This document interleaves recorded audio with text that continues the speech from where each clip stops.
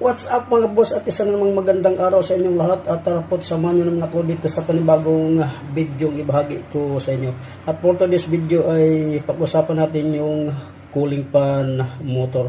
At alam nyo man mga boss, ang cooling fan motor ay isa sa pinakamahalagang component pagdating sa cooling system. Kasi po kapag sira ang cooling fan motor ay maaari pong mag-overheat yung ating makina. So yun po ngayon ay bahagi ko sa inyo yung wiring connection. So yun po makikita po natin, nandyan na yung ginawa kong wiring diagram. At ayan, renewing ko lang yung ECM. So ito yung ECM. Then ito naman yung cooling fan motor.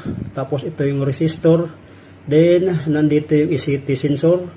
Tapos mayroon siyang engine main relay. Then ito naman yung high speed fan relay. Dito yung low speed fan relay. Tapos mayroon siyang 30 amperes na fuse at 40 amperes na